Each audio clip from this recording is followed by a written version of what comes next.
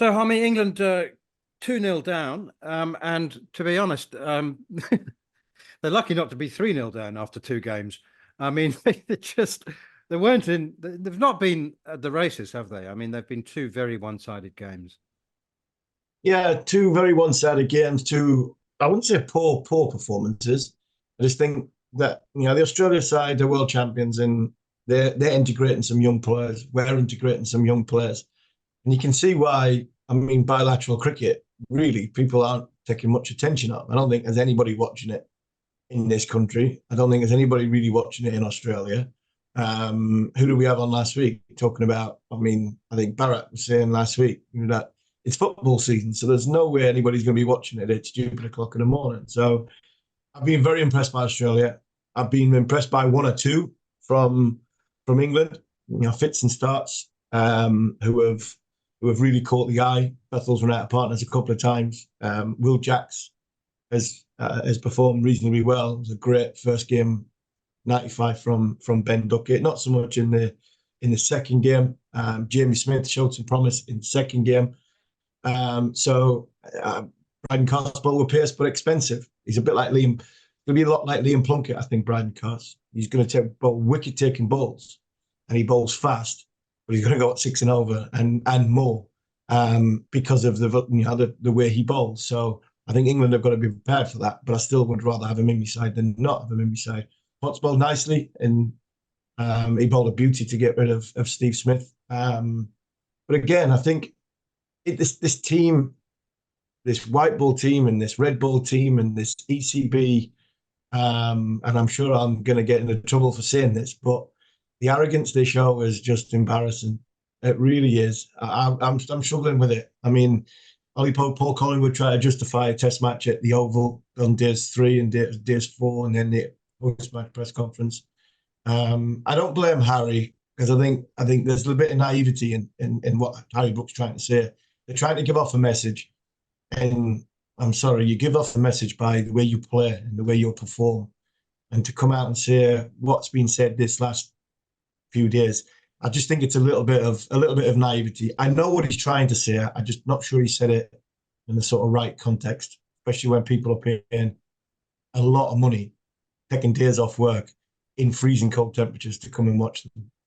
Let's just remind listeners and viewers who aren't aware of what Harry Brook said. He basically said that they're not too fussed about, or he's not too fussed about their dismissals in the first ODI, saying that they were there to entertain and play their shots. And he said on Test Match Special after the second game, "We're out there to score runs. If we get caught somewhere on the boundary or in the field, then who cares? On another day, that could go for 6. So I'm not too fussed about that." I mean, Harmy, I don't have much time for the old cliche of the blunt talking Yorkshireman. I mean, I do understand, as you say, I understand what the message he's trying to get across. But what seems to have been forgotten in the new dispensation of English international cricket is that 50 overs is a long time. It's hard work. It's hard work. And you can't just have fun. You've got to earn the right to have some fun in 50-over cricket. You've got to slog through. You've got to, as Ricky Ponting said on commentary, he said they need to take time out of the game now. And I mean, the critics of the 50-over format say, well, that's exactly the reason that it's waning and that it's no longer popular, because you can't bat for 50 overs in most conditions like you would bat for 20 overs. It's hard work. And frankly, he's saying, basically, Harry Brook saying that these matches don't matter. True. But two things. Please correct me if I'm wrong. If the matches don't matter, you've got to find a reason for them to matter. And you've got to play and apply yourself like they matter. And you've got to be prepared to put in the hard work, right? Absolutely. I couldn't agree more. And that, for me, is why 50-over cricket is just a great format. It's not just every ball's an event and here we go, crash, bang, wallop, and and it's better than that T20. But I think when it comes to the 50-over game, there's so much that can go into that 50 overs in that 3-hour period where you can make a couple of bad decisions and you've lost a lot of time in the game. Hence why England have been, losing wickets in clumps and clusters. I think there's a certain way to play this game. I think England are hopefully are learning about how to play the game, because of the last couple of tournaments have been really poor. They've got Champions Trophy coming up around the corner. Going into that Champions Trophy, it's not going to be easy in Pakistan. It's not going to be easy over there, especially overs sort of 25 to 35, 25 to 38. If you're probably not going to be able to go out there and just keep hitting sixes and fours. I look at what Harry's saying, and I think if he changes a couple of words, and I think this is why I'll stick up for the lad. If he changes a couple of words, then he gets away with it a little bit. I can see what he's trying to say. To say they're not fussed, I mean, that shows that they don't care. They're playing for England. Of course they care. They care about how they get out. They care about... If he changes them sort of not fussed to do it better next time. If it's done better next time, then, like Brendan McCullum would say, if you get caught on the boundary, next time hit it for six. I mean it hitting for six. You got caught on the boundary because of indecision. Brendan says that a lot. And Brendan's mentality is that's the way. So I just think maybe he's got his words mixed up a little bit. They do care. They really do care. Because if they didn't, I'd be really disappointed and I'd be upset because, like I said before, there's a lot of people paying, 65, 70, 85 in the posh seats a little bit more, taking days off work in September when it's freezing to come and watch a form of the game, which is, it's on its last legs. More than Test cricket. It really is. We're sitting recording this, manners, and we don't know who's won the one-day final because that's been reduced to 20 overs. We're recording it in the middle of the final. There must be 600 people at Trent Bridge. Guaranteed it to the reserve day. The TV company hasn't even put it on their main channel. So 50-over cricket is dying, quicker than Test cricket. Give the captain some leeway, I think.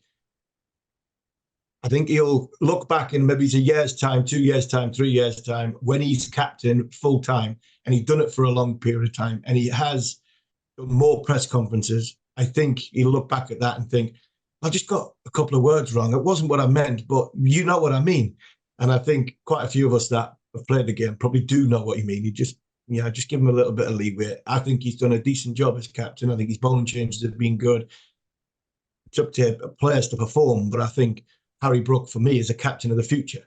And he'll learn how to do press conferences possibly a little bit better in the future when time comes. But they do care. They do care. They just, they're coming against a good side. Australia are a really good side. Brought Mitchell Stark and Josh Hazelwood back for the last game. And they are champions. Australia are in 2 years' time, Australia could be in deep, deep trouble because who on earth is going to replace Stark, Cummins, Hazelwood, and then obviously Lyon as well in the test match stuff. This is a very, very good Australia side who I think England are just trying to learn the game. And I think they need to learn the game that little bit better or give themselves a little bit more time in the game to understand the 50-over format of the game, because it is a great format. And unfortunately, it's dying a real sort of a slow death, isn't it? No, it's dying a quick death. By By the way, the posh seats at Lord's for the ODI there are £160. So the cheap seats are 50 quid. So between 50 and £160. If Harry Brook had said, "I'm not going to criticise anybody for being positive," then that would be, I think, an accurate translation from Yorkshire into into a more common dialect of it. 100%. So let's remind ourselves of what Marcus Trescothick said, because he also was wheeled out after the game to pour oil on troubled waters. I've not seen any media. I've obviously been told by our media side of things. We're a positive team and we're going to continue to be aggressive. There's no doubt about that. We care deeply if we get it wrong, and we care deeply if we lose games. And don't think for 1 minute that that's not the case. But we're trying to remove as much of the fear factor for what we're trying to do to push the team forward. And we've had good success doing that within the test matches. And you can see the results have been there for everyone to look at. And this is a journey that we're taking now to push the team back, push the white ball team back to where it was 18 months ago.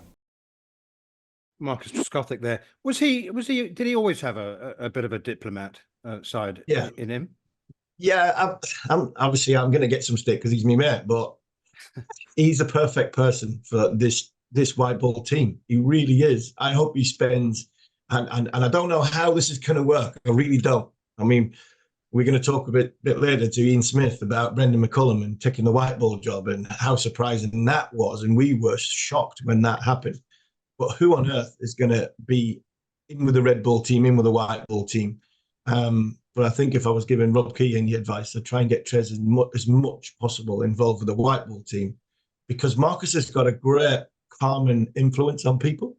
And when he talks to people, he's not bouncing off rooftops. I mean, Paul Collingwood is he likes a joke, he likes a laugh, he can be serious, but he's the sort of joker of the pack that bounces around, sorts everything out off the field and organises different things. And Marcus is a little bit more quiet, a little bit more reserved, go with the flow. And I think that dynamic in one-day cricket, especially now, I think could be so valuable for English cricket. So I think Marcus Trescothick is the perfect person in this environment, especially when we're trying to blood youngsters and talk to them about experiences and play the game in a certain way. I think Trez will do it really, really well. And I think he'd be a good foil for Harry Brook if in the future Harry does become captain.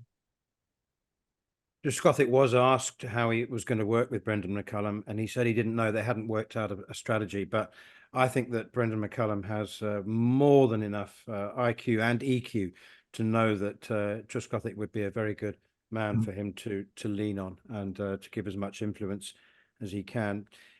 You're listening to Following On here on talkSPORT 2 with me, Neil Manthorp, along with former England fast bowler Steve Harmison. Next up, we'll turn our attention to the County Championship and speak with Surrey head coach Gareth Batty after they secured their third title in a row with victory over Durham at the Oval.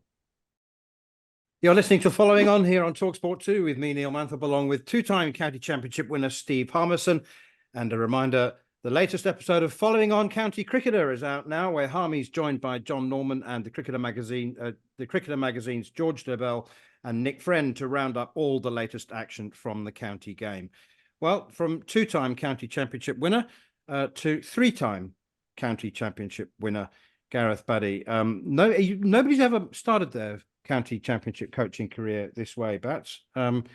3 on the bounce. Absolutely brilliant. Many congratulations. Many people tipped you for it, and you did start as favourites. Did you feel like there was any weight of expectation? Did you feel like favourites throughout the season?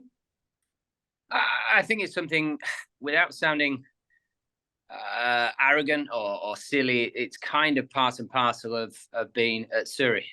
Even if we have a good squad or we have a bad squad, people expect at the start of a season because they big you up to fail most of the time. We're sort of we're loved to be hated, shall we say? So the weight of expectation, no, I wouldn't say so. I think it's what you put on yourself most of the time. We had an inner drive as a group, one to get better, but two to probably play a bit better than the previous year. And I think for large parts we kind of did that. So it wasn't until the end that we had a bit of a blip.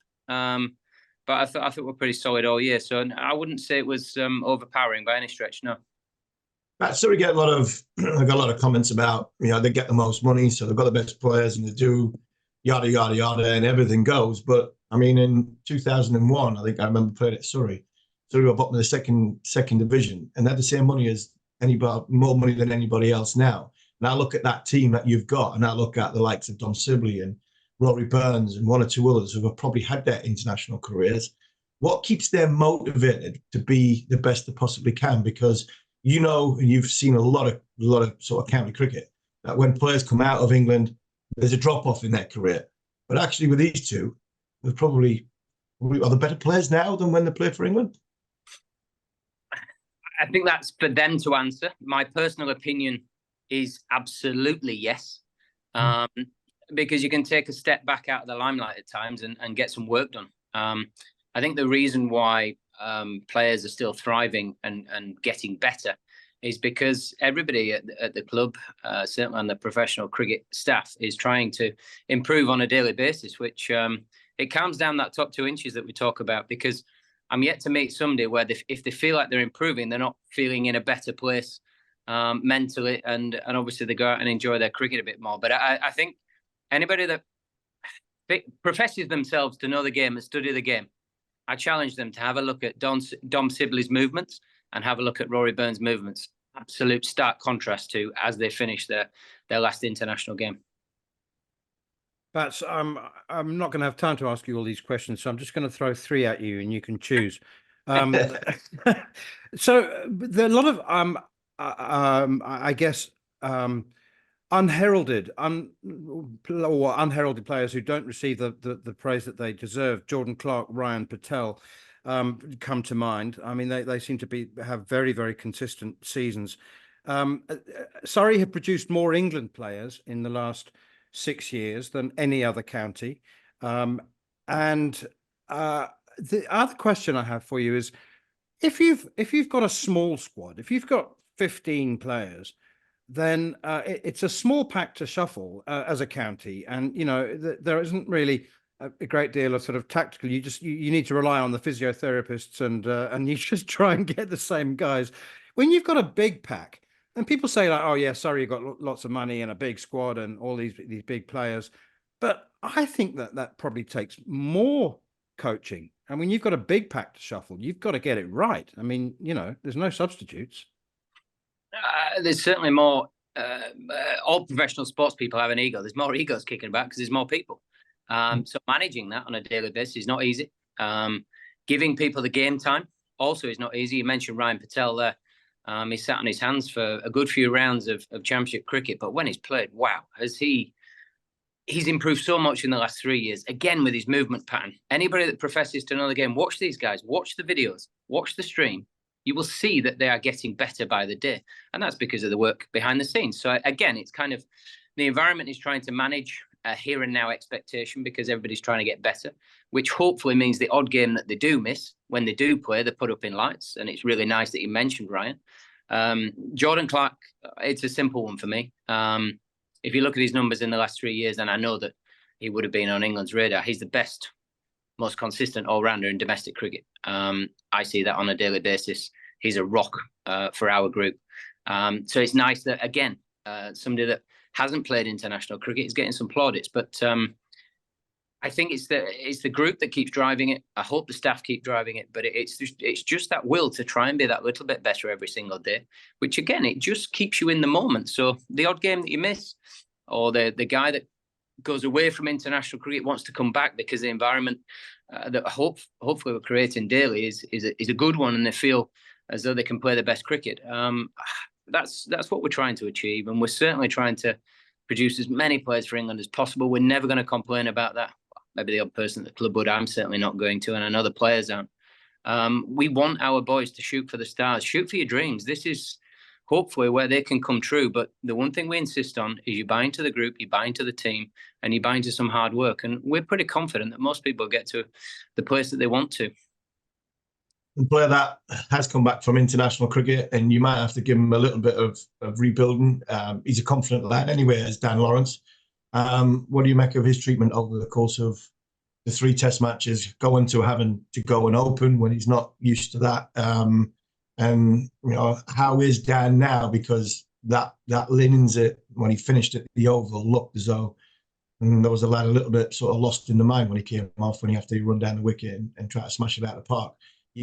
I felt for him. I really did. As a former England cricketer, I felt for him, because I think there was some questions asked of him that probably shouldn't have been asked to him, especially with the opening batting type of player that we tried to get him to be. But where's he going to be? Where's his headspace at now, not going to Pakistan? And how rebuilding is Surrey going to have with Dan? I think the hows and the wherefores and what happened is not my responsibility to talk about. That's somebody else's job. So I'm going to keep my professional cap on with that. But we certainly have a plan for Dan moving forward. We genuinely see him as a genuine all-rounder. The start of the season, he bowled magnificently well. He gets that cut like a Nathan Lyon gets cut through the air in towards the hip, the left hip of a right-handed batsman. It's the new modern way of bowling off spin. You get good shape over the ball through the air, but you get more spin than a traditional square spin. I truly believe we have a genuine all-rounder there. There will be, again, I go back to the videos, the people that want to jump on and say, oh, but he's a bit ungainly and he looks a bit this and looks a bit that. Okay, so you're telling me that Matthias Muralitharan looked the MCC coaching man? Absolutely not, and he's the best finger spinner that there ever has been. So I'm not suggesting for a second he's in that sort of ranking, but it's okay to be unique as long as we get our power through the ball and as long as we deliver a wonderful outcome, which I think he can. We have a plan for how we're just going to do a bit of reset with the batting. It was a very tough ask to go from more a middle order player to going opening the innings in international cricket, particularly in a team where the expectation is driven that you go out and smack the ball to all parts. It's not quite as easy as that. So I think that can be difficult for certain players in different environments. But you touched on it, you know, in running down the wicket and finishing, trying to whoop it out the ground. We'd say, okay, if you thought that was on, do it, but let's do it a bit better next time. Let's concentrate on how you're going to be in a better position to smack the guy over mid-off or extra cover. It's more of a learning stroke. It's your career. We're going to work with you to get the end result, as opposed to just looking at the outcome and possibly guillotining and that sort of thing. I think we have a wonderful cricketer still for the future. There's a bit of rebuilding to go on, of course. Anybody that has played international cricket and then finds himself out of it, it's not a particularly easy process, but you can bet your bottom dollar we're there for him, and he'll come flying out of the traps next year. Make no mistake about that. Very good. But so I want to ask you about two more players. Another Dan Worrell, 52 wickets in the championship. He said that he's very much open to being available for England when he qualifies. So we'd have an Aussie vying for a place in the England team. And the other person I wanted to ask you about is Gareth Batty. How have you been? Because it's a massive, massive job. And I have to say that possibly your only weakness that I'm aware of is that you don't delegate very well. So, you know, from the academy, the late nights, the early mornings, you have a young family. It's been, I'm sure, 3 very, very hard hands-on years. Are you, I mean, hopefully you're going to go and sit on a Spanish island for a couple of weeks or take the girls away. But how are you placed for, well, carrying on, I suppose, on behalf of, I'm asking on behalf of Surrey fans? No, look, I'm not going to dilute what the players have done on the field and start harping on about how difficult it might be throwing balls and doing this and doing that. You know what you're signing up to. I was very aware of the workload. I'm pretty confident there's only a select few that are aware of it around the traps and even at Surrey, which that's fine. You don't do it for the extra bit. You do it because of the here and now, and hopefully you can help somebody achieve what they want to achieve in the game, and that's where you get the biggest kick from. The boys lifting the trophy this week, that's for them. That's not for me. That's not a staff thing. That's players. Players are the ones that do all the hard work. You just hope that there's a few lads with a decent sized wallet to buy you a beer and just say thanks for chucking the balls and thanks for being around when you needed. But I'm certainly not going to be that man that makes it about me. It isn't about me. I think coaching is a vocation. I think it's a life choice that you're investing in other people. With that investment now, there's 3 girls at home that need some investment from daddy and a husband, which they will get tenfold in the next month or so. But I think rather than it finish on me, I think the finishing bit from that little bit is Dan Worrell. I said in year 1 in this job, he's the best signing I've ever seen at the club, which a lot of people, and you guys know me well enough to know that I make a stupid statement every now and again. I think it's backed up over 3 seasons. He's consistently the best bowler in the country. Well, best bowler playing domestic cricket all the time. I'm certainly not belittling anything Jimmy and Brody and what have you in the previous 2 years, but he's the best signing at the club, not just for what he does on the field, which everybody knows is magnificent and you can watch it, but he's an incredible man off the field around a group. There's some young players who hang on every word and he helps them through good times and bad times. But he's a man that we will be hanging our hat on for a little period. And, you know, if England go that way, good luck to him. Shooting for the stars, isn't it? Shooting for the stars. That's from a man who makes stupid comments all the time on this show. Congratulations. It was a brilliant year. I mean, what you've done along with Stewie, you didn't mention Stewie. And obviously we were at the funeral of Graham Thorpe not long ago, somebody who is dear to our hearts and to Surrey's. Probably a word on Stewie, a bit on Thorpe, and what's going to drive to make Surrey number 4 in a row next year. Yeah, it was incredibly sad. I couldn't get to the wake because my little one was having an operation, so I went up to town. But the funeral was incredibly fitting for a man that's touched so many people, and the people that love him were there, which was a wonderful thing. And loads of people there, like I know. He's very much in our hearts. There were a good few of the boys there, and the younger players. They may not have been at that moment, but they certainly know what Thorpe did and achieved.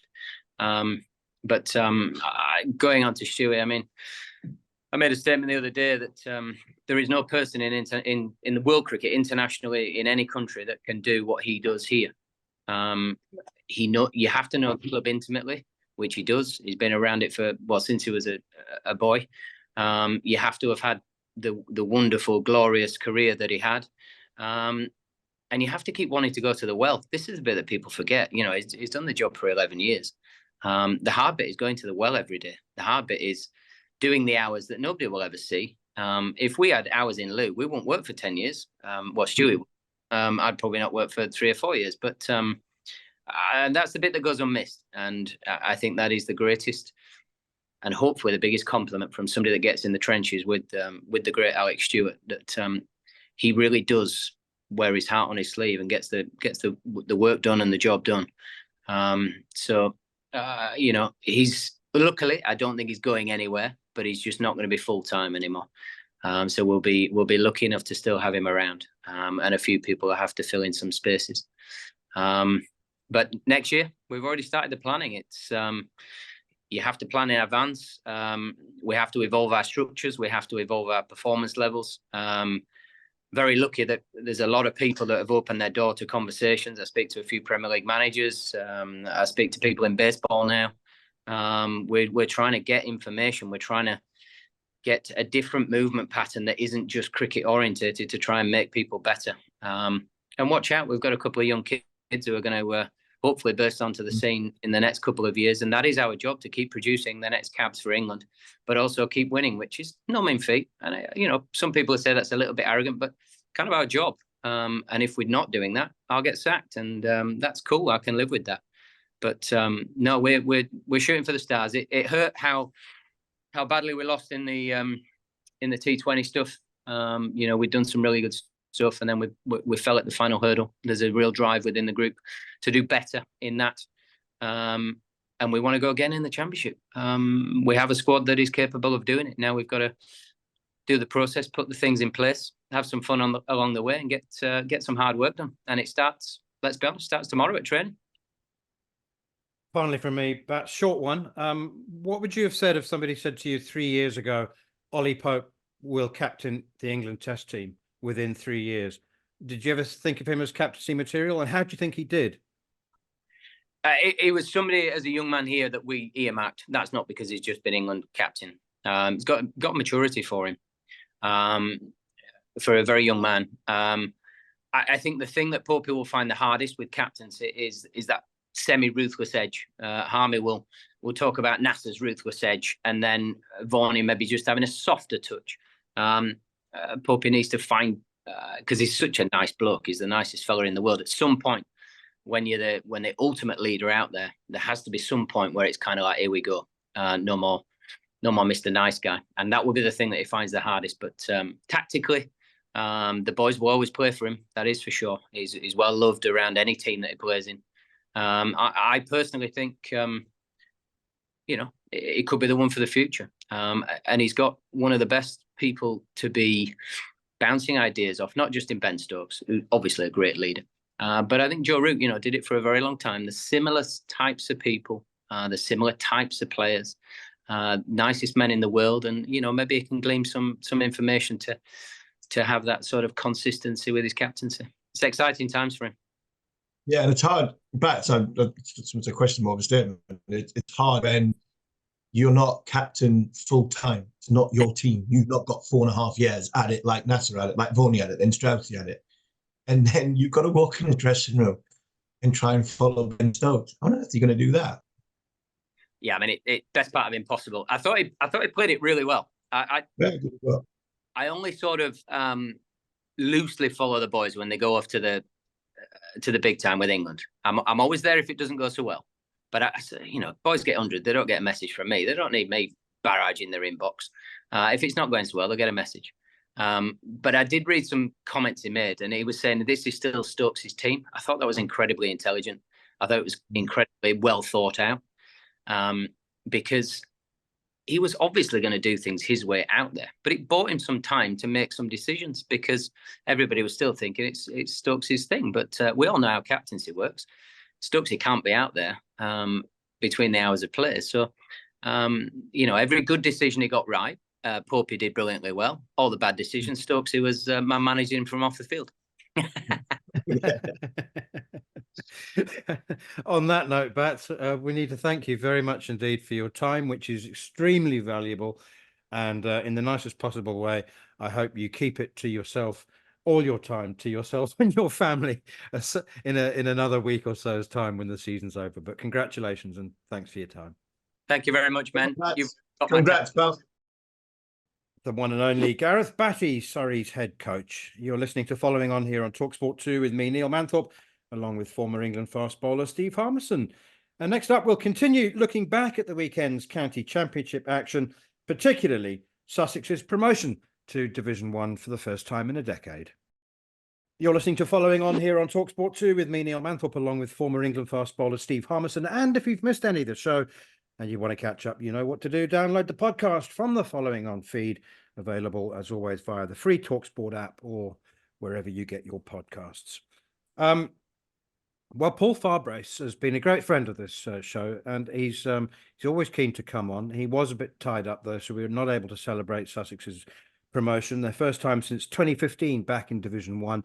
But he told us before last summer, Harmy, do you remember? He said, "I've not moved down to the south coast to sit in a deck chair and enjoy the seaside." He said, "We've got work to do." Last year was pretty traumatic. I mean, it wasn't bad on the field, but off it, there was an awful lot of politics to navigate and negotiate. And Farby seems to have done that. He's got all the kids. They're all a couple of years older now. They're no longer 16 and 17 years old, but he's got them all pulling in the right direction. And I must say, they look a really useful team. Yeah, very good team. There's a few former talkSPORT, critics have gone quiet in the recent past. Former Sussex players have sort of put their head underneath it and not really sort of popped up and had too much of a go when obviously with stuff that Rob Andrews was getting, and it probably was all valid, but it was probably to a bigger picture of when you're in there. It's not as easy as when you're throwing darts from outside and understanding what the business looks like, what the sign, what the off the field, what the on the field looks like, where the academy's at, and all the players that are coming through and players moving for more money. This is unfortunately for Sussex going to be the story of their history. The big counties will get richer, and the game is going towards the bigger counties getting richer. And if a player comes through your academy at 18, 19, 20, and he's had his head turned because of more money, he'll go. And I think Paul Farbrace was very keen to stress that, yes, there might have been discussions and disappointment, but he understands the way the world is, and he made sure that he worked with the people that wanted to work with him. And that was the young players at Sussex. And said a couple of weeks ago, I seen these. I mean, we joked with Grant Flower, didn't we? All them, about 3 years ago, talking about the CRB checked. Has he got his minibus driving tickets? Because none of these can drive. I don't know how they're going to get to home games. And I helped Neil Killeen in a Durham game at the end of James Franklin's time. And I was watching these Sussex players, and they all looked very young. They all looked, some of them, I don't even think I'd started shaving. And I'm watching these talent thinking, you know what, this kid looks good. And I said that about four or five of them. And you're thinking, right, get the right senior players, get the right environment, put the right person in charge, and they might have a chance, But the worrying thing for Sussex, in my opinion, was these kids were getting battered every single game. and all of a sudden they're learning. All they're learning is how to lose. How do they lose? How to lose. And they kept losing, and they kept getting kicked, and they kept getting knocked, and the former players having a go at them. And what they've done is they've galvanised that. They've stuck together. They've brought in just as well Pujara, who I think is a brilliant signing for them. They had, Steve Smith came in over the course, and I'm talking about they're getting promoted. Well, Paul Farberis hasn't getting Sussex promoted just this year. It's been a build-up of 3 years. And I think the Pujara, the Smith, and I think the icing on the cake for me, obviously they had Ollie Robinson this year, which I think is so important for them. We all know the troubles that Ollie's had, and I think he's performed brilliantly for them this year. But I think for me, the icing on the cake was John Simpson. I think coming from Middlesex, having the experience, understanding the game from the middle of the pitch. I think when you're a wicketkeeper and you've experienced what you've experienced in your career in life, and he's had a dip into international cricket, I think him in the middle of the order, in the middle of the pitch, to just marshal the young lads around. But the young lads are getting a bit older and a bit better. And you look at Carson, you look at Coles. I mean, this is a very, very good young Sussex team who are just evolving at the right time. And if they get their overseas right for next year, Simpson has another good season as captain, then all of a sudden, you know what? They've gone from learning how to lose to learning how to win. If they have Ollie Robinson for a full season next season, they've got a chance of holding their own in that top division. So fair play to the young lads for sticking together. Fair play to not letting the outside noise come in, and also fair play to Paul Farberis, John Simpson for marshalling a very, very good young, energetic side to the top of the table, and probably will be second division champions. And I think they deserve it, because I think they've been the best team in the second division this season. I wonder whether John Simpson realised that he was being appointed as an all-rounder in the headmaster wicketkeeper role. He's done it very well, though, Mannix. He's done it brilliantly. He really has. I mean, he's the difference. I think I'd love to know Farby's take, and I'm sure we'll get it in the next couple of weeks. But I would imagine he will be shouting from the rooftops on how important John Simpson's been to Sussex County Cricket Club this season. He really has. Just before we move on from the county championship, how about Luke Fletcher leaving Nottinghamshire after 17 years?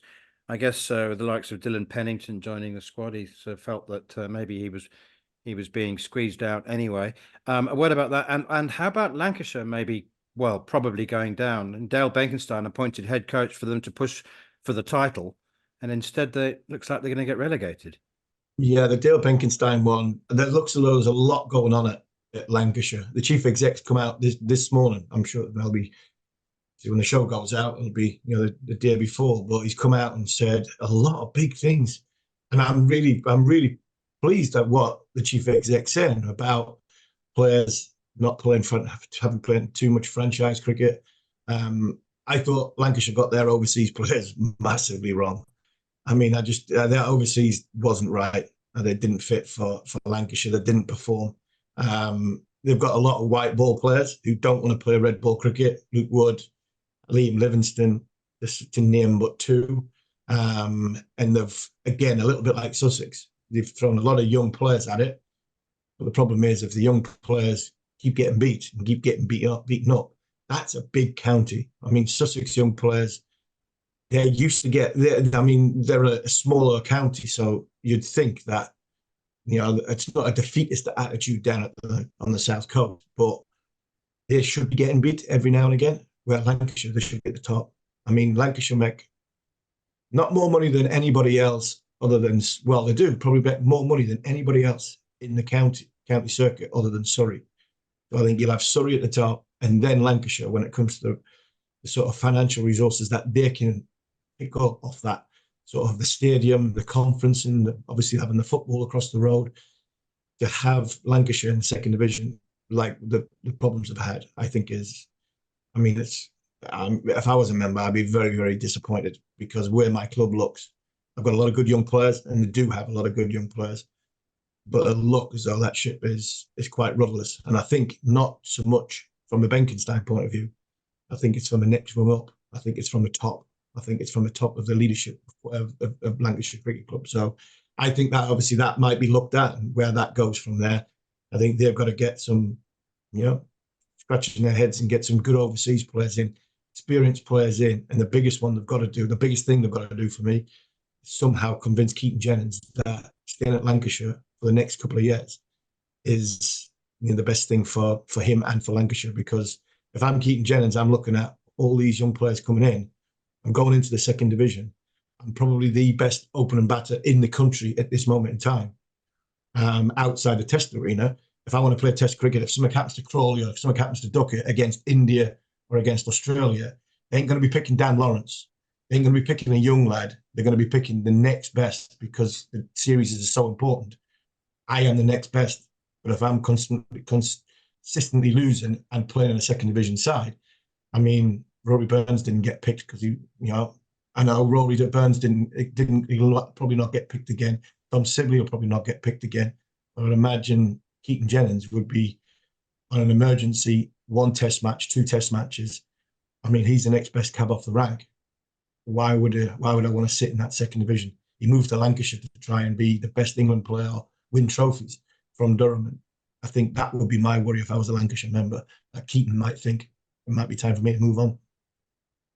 Okay, I just want to ask you one more thing very, very quickly before I wanted to mention a couple of news items. Ricky Ponting has been appointed head coach of the Punjab Kings. Good luck with that, because that's been a franchise in trouble for a decade and more.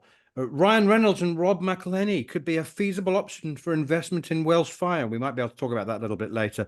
But England's itinerary on the tour of Pakistan for the 3 tests has been announced. And I couldn't help thinking, when you toured Pakistan 25 years ago, and now I can tell you, Harmy, that apparently Multan has been given a lick of paint since your days. It's not the place that it was when you toured there, but I still don't think that it would be in your top 3 picks to stay for 15 days and play 2 back-to-back test matches. But that's what England will be doing. 3 tests in Multan and Rawalpindi, while Karachi and Lahore undergo, another lick of paint for the Champions Trophy. Yeah, the Multan trip. I mean, I had a great conversation or text messages with Reggie Hitt, who was writing my newspaper columns at the time when we went to Multan, and we got there a little bit earlier. And I can't exactly say what I said about Multan to Reggie when I was looking forward to seeing him. But the lick of paint it got was getting it during the time we were there. I mean, the hotel we got to, the Holiday Inn, it was like carrying up the Khyber. There was just like 1 row of tiles all the way to reception and then to the lifts. I mean, it still hadn't been finished. The ground was nowhere near finished. The pitch was actually quite good. It was flat, but it was a good pitch. I think Mohamed Yusuf got double 100, I think. But I mean, they'll not mind it, because in Multan now they reckon it's a very, very good hotel to stay in. It's on a golf course, a floodlit golf course. So I think from a player's point of view, they'll be very, very happy that they've got 2 weeks in Multan rather than going around the outskirts of Pakistan, because of obviously the tartan, all the giving a lick of paint to all the big venues for the Champions Trophy. So I think the players will be happy they're in Multan. But I think it's a lot different to the Multan I went 20 years ago when we got offered, do you want hot water or do you want air conditioning in your room? That was probably the only time that anybody was jealous of me and Andrew Flintoff having interconnected rooms. We'll have one of each. We'll go to the toilet and get washed in one and we'll sleep in the other. And that was Multan, great place, but good stories. But I'm sure England will be happy, because I think the hotel facilities and surrounding areas is a lot better than what it was. Floodlit golf course is not something that I was expecting you to say about Multan. I mean, like maybe ice rink, but floodlit golf course, how extraordinary. Anyway, yeah, you're listening to Following On with me, Neil Manthorp, alongside former England fast bowler Steve Harmison.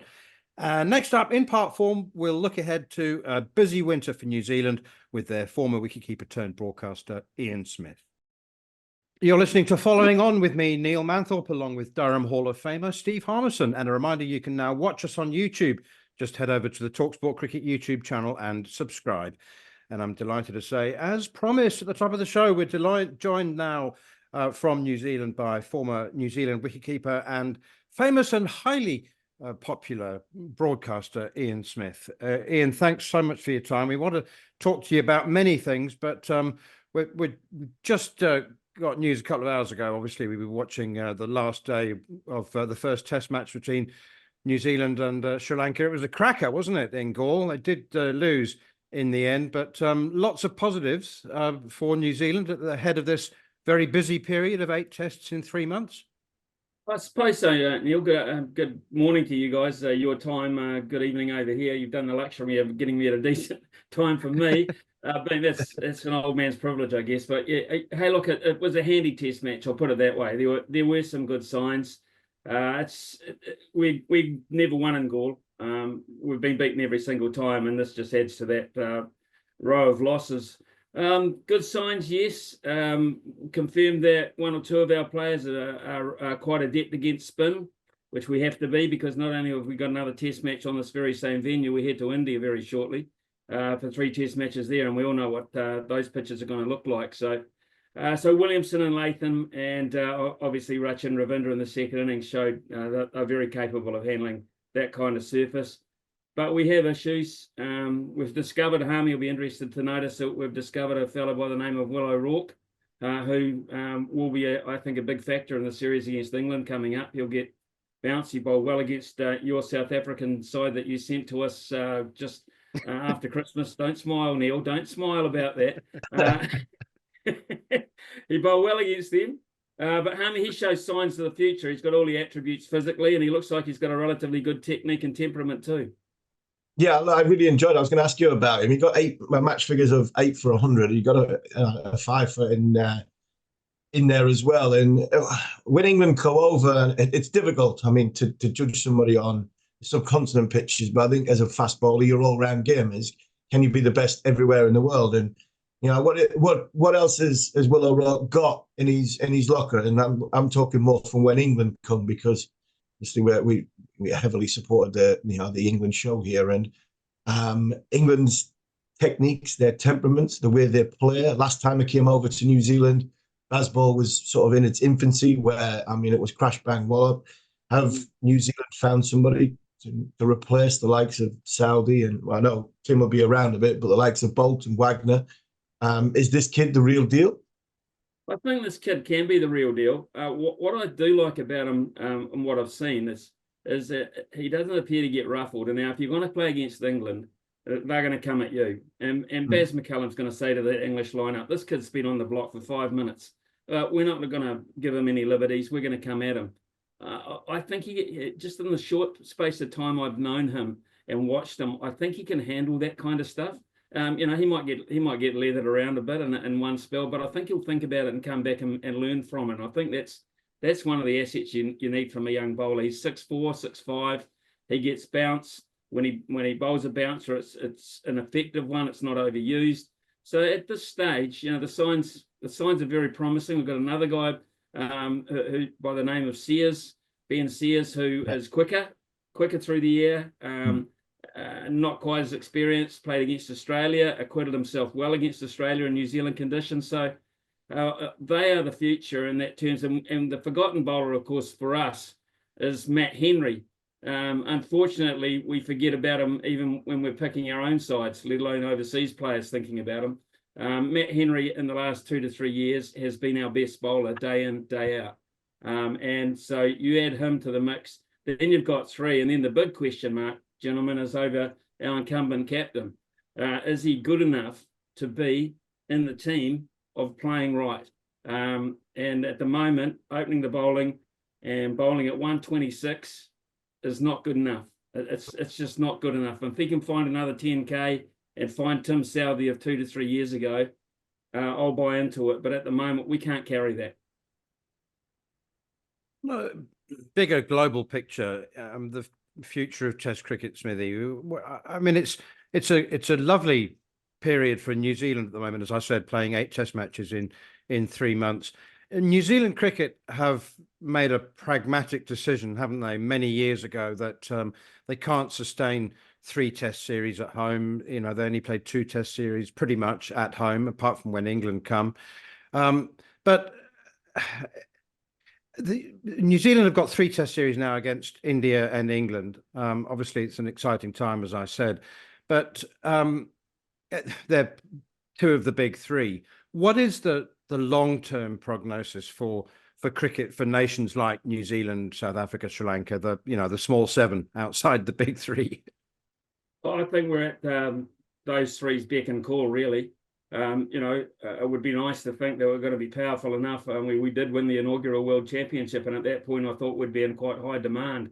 But of course, you're up against sides, and I'd probably put us on the same basis maybe as South Africa in that regard.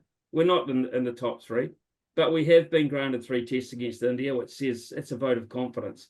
We've been granted, we're having 3 tests against England, which are great because England are very popular in this country. Hopefully they'll bring a level of support that will add to the atmosphere. I'm hoping that will be the case. But the big one for us has just been announced. We've got 4 tests against Australia in 2 years' time. So it's the Ashes next year, of course, which you guys will be very much part of. And then the following Christmas, we have 4 test matches everywhere but the Gabba, because the Gabba's, I think, being rebuilt for the Olympics or something of that nature. So in that space, I suppose we're being recognised as worthy enough at this point. And that's pretty important for the future of us, because without playing, of course, the game loses any sort of profile in this country. It's up against rugby. Rugby league is very popular at the moment. Basketball is the biggest growing sport at school level in this country, which is quite concerning. Volleyball, those sports where they don't take up as much time as cricket, and youngsters are influenced in that regard. And we only have a population base of it's increased to about 5.5 million now, but of those, a lot of those youngsters will not be playing cricket or not even entertaining the thought of it. So we need as much profile as we get. I spoke to our CEO the other day, Scott Weinick, and I simply asked him about Test cricket. And he said to me, look, from a business point of view, give me 5 T20s in a row any day of the year. Any time of the year, give me 5 T20s and I'll pay the bills. 5 Test matches, not such an easy thing to cater for. And Ian, is that you've mentioned possibly why? So I probably had the answer to the question, but when you look at this other sports and everything that comes round, is there, 10, 15 years ago, McCullum was such an attractive marketing tool as a player, as a person, as a character. Are them players not coming through? So your kids aren't looking up. For all the best will in the world, Kane's one of the best cricketers of all time, but he's not somebody who is sort of outspoken. He's not out there. He's not the razzmatazz that Brendan was. Do you need to find a hero that will inspire the young kids in such a way that they can watch him for 15 seconds on his phone and go, wow, I want to be him? Because as much as I love Kane, he's a lovely lad, but he's not somebody that's, going to get kids off the edge of their seats, along with the likes of Trent, Bolt and Wagner and Tim Southey. Do you need to find your next hero? And is it somebody like Rachin Ravindra? Maybe it's 1 or 2 others coming through that you can go to kids. This is who you want to be, rather than the rugby player, the volleyball player, and X, Y, and Z. Well, you're spot on. Kane has never been a poster boy. He's never sought that kind of life. He's about batting. He's about team. He's never ever been about Kane himself. Not in a public way anyway. To be a great batsman and to occupy the crease as long as he does, you have a certain attribute where you do get heavily invested in what you're doing, but he's never pushed it out there. He's never actually thrown it out there in front of the public. And his numbers say he should be a hero. His numbers should be an absolute hero. Brendan, on the other hand, is a gambler. You guys are getting to know him as well as I know him, and I've known him personally for a long period of time. He's a gambler. He's a risk taker. He's prepared to front up if things go wrong. If things go really well, he'll probably prefer to take a back seat and let the players do that kind of thing. He's almost an accidental hero because of the kind of nature that he has, Brendan. The other thing is he was such an entertainer when he played the game. His philosophy about one-day cricket, which changed a lot of countries thinking about the fact that there shouldn't be a dead ball in 50-over cricket. You should be always trying to score a run or get somebody out. If you play with that attitude, we won't have these horrible 20-over spells where people are just dotting the ball around and everyone gets thoroughly bored and either goes home or changes the channel. He said, we can't afford to have that in the game. It is sort of caught on, and to a large degree. I think the nature of the way white ball cricket is being played, I think, is fantastic. We don't even have in this country at the moment. Rachin's probably the guy, and that was because of his World Cup exploits a couple of years ago in India, or it was a year ago in India. He was an absolute superstar at that point, probably better known in India than he is in New Zealand, to be perfectly honest, at this point. You know, a lot of people wouldn't recognise him too much if he walked into a cafe or whatever. I don't think they'd know him that well, but certainly in India, I was in India at the time. He was an absolute draw card over there. So he's on the world stage, quite a big boy and quite a big name, but not so much in New Zealand. We don't do heroes that well. I'll be honest with you. We don't do heroes that well in this country. And you know, we've had our Richie McCaws who've been All Black greats, and every now and then we've got Lydia Coe at the moment, who's just won again, and she's, you know, very much a hero. But cricketer-wise, we just get on and do the business, and we've probably suffered for the fact that we haven't had too many heroes. We need them, but we've got to keep playing to have those guys. And the other thing about, well, from my point of view anyway, we do live in quite a PC country where in some sports they don't even keep the score at junior level, but I think winning's quite important. I've just got this thing about it. I think at the end of the day, the work you put in should actually come with a tick in the win column, and we're not winning often enough at the moment, and leading into Christmas. I mean, these, to me, this next test in Sri Lanka, these are all being shown in New Zealand at quite a good time. New Zealand people can watch it without having to get up in the middle of the night. This one, the next 3 in India, and then the 3 against England prior to Christmas are very, very important for New Zealand cricket going forward. Very important. Smithy, you're a perfect example of a man who would have probably been more of a hero in cricket if you'd played in another country. And so I grew up with knowing Richie Benaud, my childhood hero, as a broadcaster. And there's a whole generation now of cricket followers who know you as a broadcaster. So indulge me for a moment, if you will, because you played one of the innings that I still remember 34 years later as being a moon landing kind of moment. So for those who don't know, who are watching or listening, it was the 3rd test match against India at Eden Park in 1990. You walked the crease at 130 for 7. You put on 103 with Richard Hadley, of which you scored very few, because Hadley made 87. And then, just as New Zealanders were thinking, well, at least we've saved face, we're respectable now at 234 for 8. You then added 136 with Martin Snedden batting at number 10. You made 173, which remains to this day the 2nd highest score by a number 9 in Test cricket history. 173 from 136 balls. New Zealand from 130, or actually from 80 for 6, finished with 391. And I know that the innings is spoken a lot about in New Zealand, but it's not remembered as one of the great, most extraordinary Test innings that around the rest of the world. And I wonder why that is. Is it just the innate modesty of New Zealanders? And does that innings still put a smile on your face 34 years later?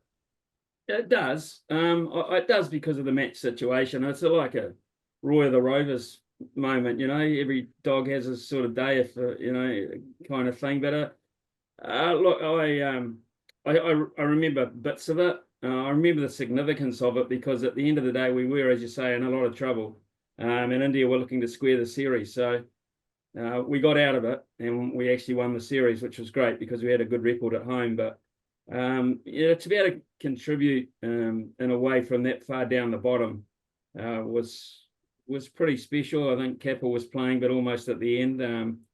You know, Richard was playing, but almost at the end. So there was some pretty big names that were sort of on the outer almost. So it was significant in that regard. Just not often enough, really. I mean, I would have I would have loved to have made many, many more runs. There's countries I could hardly buy a run. England for one. I was very average in England.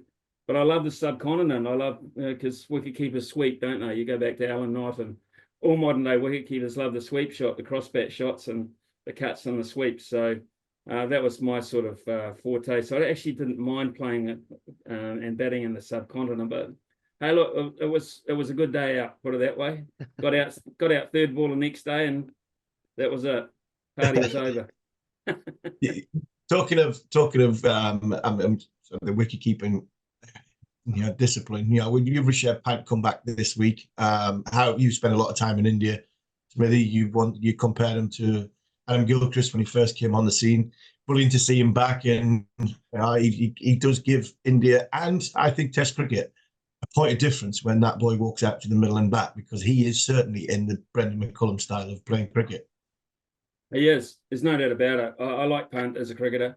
It's an extremely important role, and he's got massive, massive shoes to fill, because they've had a little revolving door since Stoney, haven't they? To be perfectly honest, I mean, you talk about hero factor. It's pretty hard to go past MS.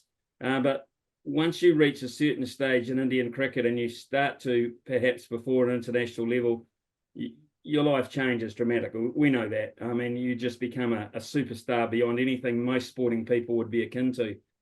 People talk about the great baseballers and footballers of the world, but very few of them would know the pressure and the accolades that come with being a successful Indian cricketer. So you get into that market, and you're talking fairly serious stuff. Rishabh Pant, I like him because he's just got that. He's got that attitude about him. He has got a bit of a Baz attitude about him. You're right. He's not going to back down, put it that way. He's not going to run away from a fight. And he'll if you ask him to open, he'll open. If you ask him to bat at 5, he'll bat at 5. And he's probably not the best glove man the world's ever seen, but he's working on it. He's getting better at it. And over there, of course, it's very important that you are efficient, because they spend so much of your day standing up to the stumps. So he's a given to me. He's Gilchrist-like in that regard. He is Gilchrist-like in that regard for me. Yeah, I rate him very, very highly. So the final one from me. Were you surprised when Brendan McCullum took the white ball job with England? I mean, he was on a decent number, wasn't he? Just doing half the coaching job, the Test job, and spending time at home, in between series. Now he's brought the family over to England, and his workload's probably more than doubled. Were you surprised? I was actually surprised he left Kolkata in the first place. Well, I was in London with Baz when the Kolkata thing came about, and I thought he was thinking about it. And I'm not sure he really wanted to do it, but it became so beneficial that in the end he said, I've got to go, don't I? And not much long after that, of course, that was to take the England job. Well, actually, Neil, I would have thought he would have taken the white ball job first, to be honest, because I thought I was thinking that was the way he was more thinking about cricket and its future. So when he took the red ball thing on, because he won't shirk a challenge, and I knew that he'd go at it like a bull at a gate. He wouldn't just sit there like other coaches had done. He'd be up front, and he'd want a game plan. And when I heard him, I think in one of the Test matches, say to the guys at T, I think he was quoted as saying, "The draw is off the table. We win, we lose, but the draw is off the table." I thought, yep, that's Brendan McCullum. Now, white ball cricket is extremely important to all countries. You'll see the Brendan McCullum white ball theory coming through, the one that Owen Morgan was quite keen on adopting. That'll come through. He'll have tinkered it a wee bit, because things change, the game changes, and he'll be noticing things whilst he's not heavily involved up till this point. He right now will be noticing things about the white ball game that he wants to change and wants to exploit. So I think he's more than capable of doing it. He's a young guy. His attitude is go-getter. He probably gets frustrated in downtime. I know he does get bored pretty comfortably, Brennan. So his downtime, he'll be studying it a wee bit. he'll be a good white ball coach. You know that.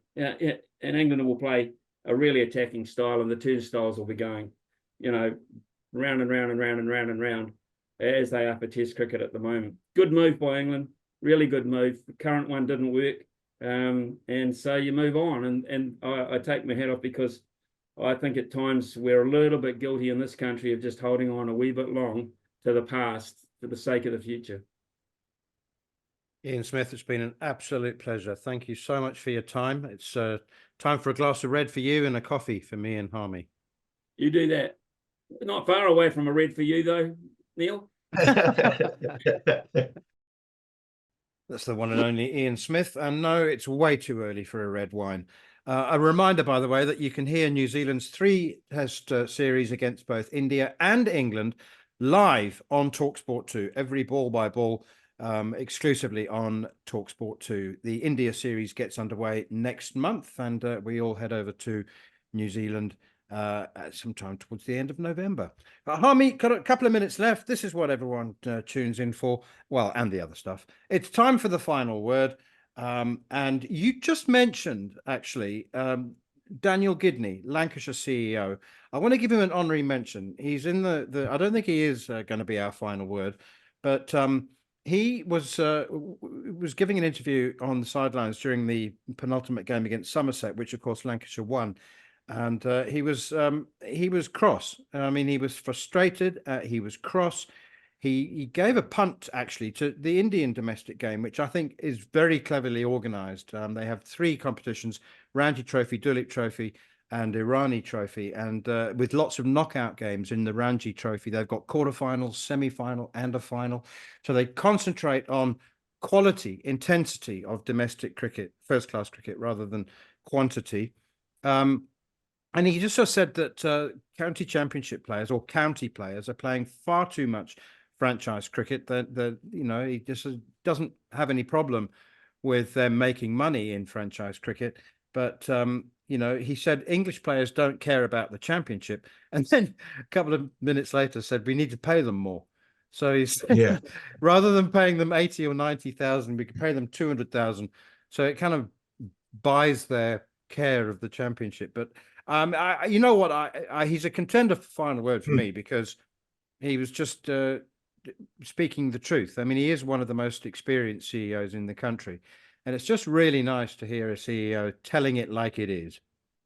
Yeah, I enjoyed what he said. He had to go at the agents as well. He had to go a lot of cricket agents. He was quite punchy with that.